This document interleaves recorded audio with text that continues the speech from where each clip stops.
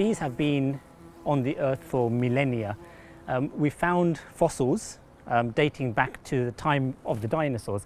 So that tells us that they've been here for millions and millions of years. And if you go back and you look at the way the bee is, it's hardly changed. So we think of bees mainly for honey, especially with honeybees. There's obviously different types of bees, but we tend to think of honey when we think about honeybees. It's actually pollination, which is the most important thing that they do. So it's said that they pollinate 2/3 of the amount of food that we eat. And whether you eat vegetables, whether you're a meat eater, all of it depends on bees, because the food that you feed to your cattle, a lot of it is pollinated by bees as well. Within one colony, you have 3 different castes, they call them. So you have the queen, which is the main one in the hive, and she can live up between 3 to 5 years. That's really her lifespan. When she lays the eggs, they can become a worker or they can become a drone. A worker is a female, and they're the ones that do all the work, hence the name. They live for about 6 weeks in the summer. If you talk about a pound of honey, then it's about 90,000 miles they have to travel to collect 1 pound of honey. And if you think about it in terms of how far that is, it's about 3 times around the earth. So that's how much they have to travel to make your 1 small jar of honey.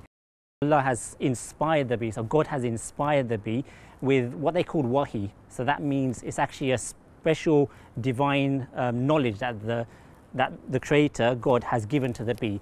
And using that knowledge, it's able to find various things within this earth. So it can find where to go to forage, it can find where to go and build a home, and it's been given permission to go and live in places that we have built for them. And hence we are able to go and have honeybees and use them for our benefit and also for their benefit. You find honeybees in all sorts of areas, which is quite amazing actually. So you find them in trees, you find them living in mountains, you find them under the ground, you find them here like we've got here on the rooftops, in man-made structures as well.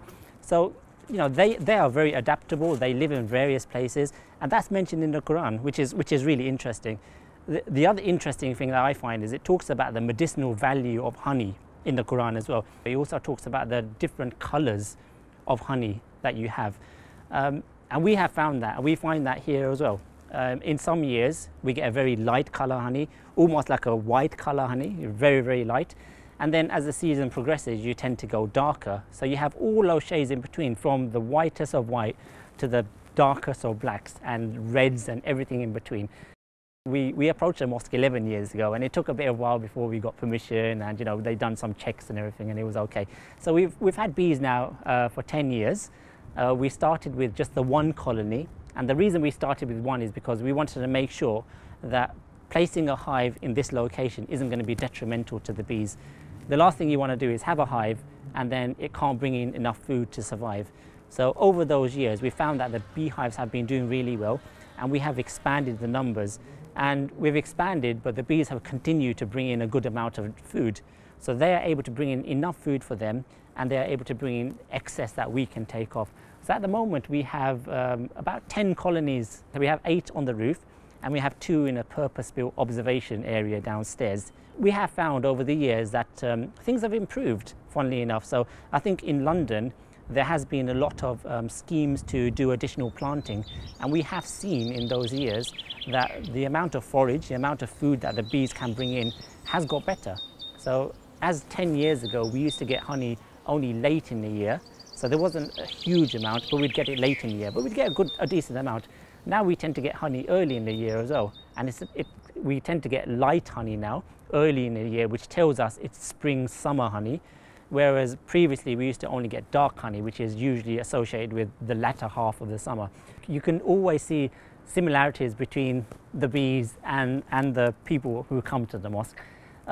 One thing that always fascinates me about the honeybees is, if you think about the colony, we think about them as being a super organism. They all work for a collective good. And this is what happens with the people that come to the mosque as well. They're coming here for a collective good. In each hive that we have 60,000 bees.